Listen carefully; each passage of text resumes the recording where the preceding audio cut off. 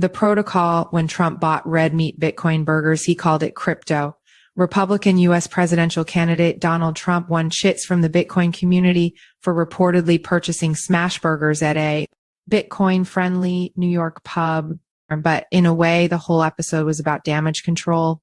Bitcoiners aren't usually the forgiving type, especially toward perceived apostates who ape into other cryptocurrencies. That's why Republican U.S. presidential nominee Donald Trump's visit last week to a beloved Bitcoin bar in New York appeared so well-timed to repair any lost credibility after he and his family started promoting a decentralized finance project that appears rooted in other blockchain ecosystems. Also, Democratic U.S. presidential candidate Kamala Harris's policy is NA Telegram's turnabout. Exclusive Huddle 01, a video conferencing blockchain project taking on Zoom, aims to sell as much as $37 million of media nodes.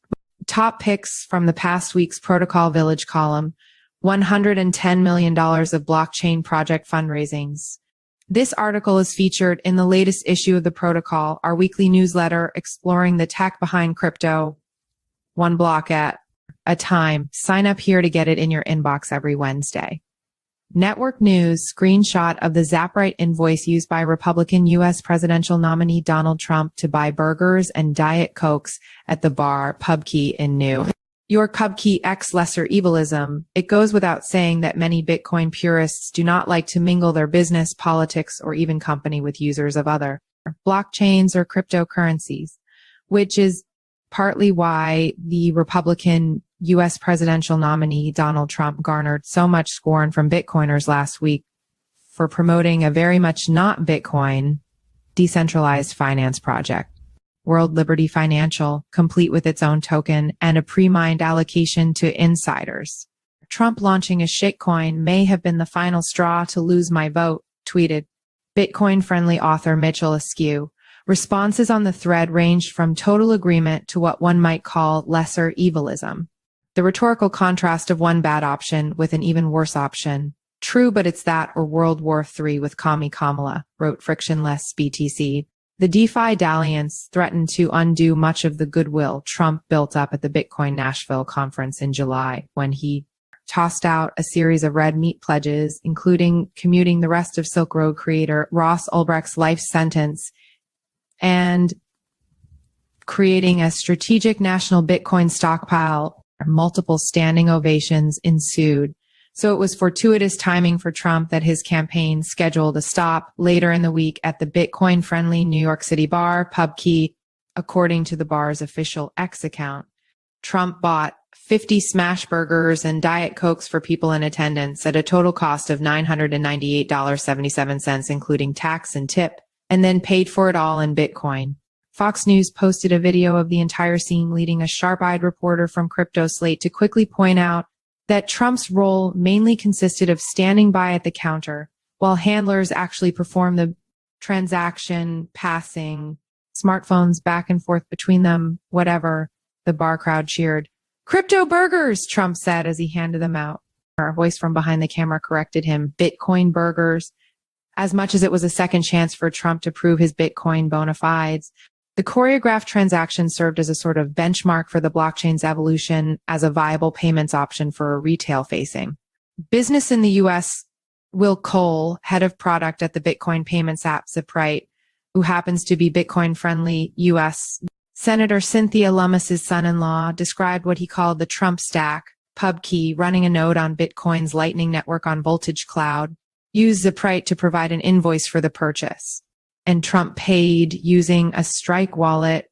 Official spokespeople for the Trump campaign didn't respond to CoinDesk's email asking where the Bitcoin originated from, asked whether the episode might have helped erase any lingering disgust among Bitcoiners over the World Liberty Financial rollout.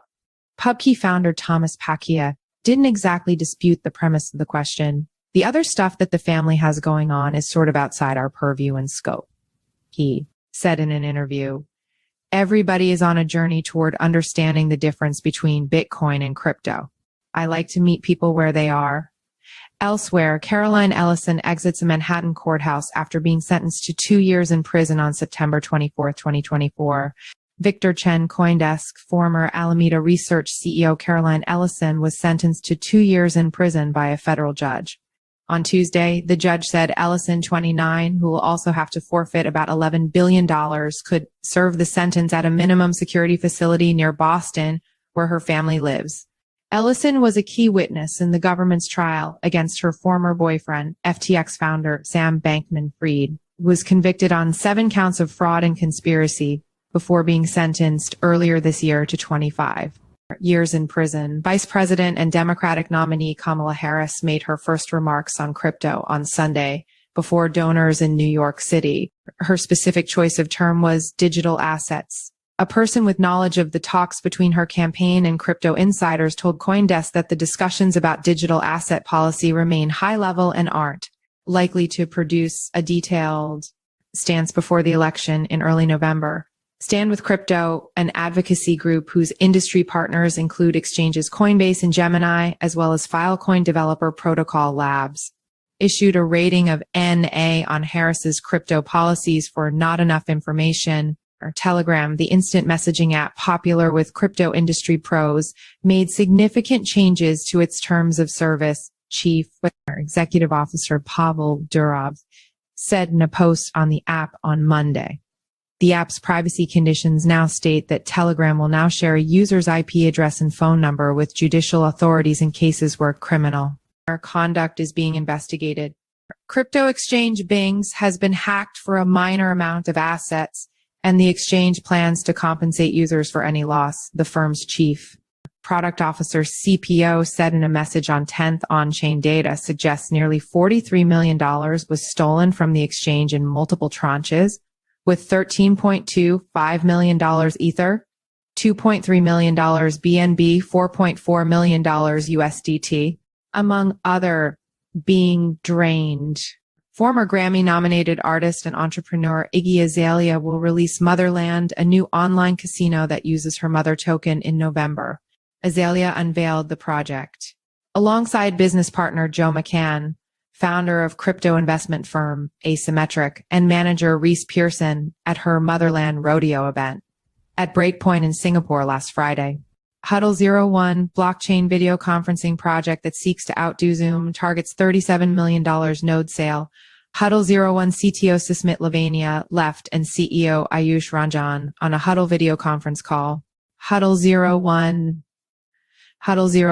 a blockchain project to provide decentralized audio and video conferencing, aiming to provide lower latency virtual meetings than Zoom and Google Meet, plans to raise as much as $37 million in a sale of network nodes.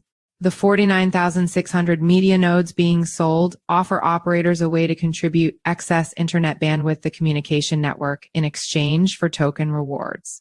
According to a light paper, some of the project's Huddle tokens will be distributed to media nodes. These nodes will power a network that already outperforms the incumbent web competitors on latency, where there is a large cluster of nodes, and is capable of improving lags across the globe. Huddle CEO Ayush Ranjan said in the release, shared exclusively with CoinDesk. The project is built using technology borrowed from the Ethereum Layer 2 network Arbitrum. A test network will launch 2 weeks after the sale completes, according to the press release. Huddle 01 becomes the latest in a growing trend of blockchain projects conducting node sales as a way to raise funds while simultaneously decentralizing their networks. Go here for the full story by Bradley Keon Money Center. Fundraising screen grab from Daylight blog post with examples of personalized transaction recommendations. Daylight, a project with an API that powers personalized transaction recommendations for crypto wallets like Coinbase Wallet, MetaMask. Zerion, and OKX Wallet, has raised $6 million in a seed round led by Union Square Ventures and co-led by 1KX.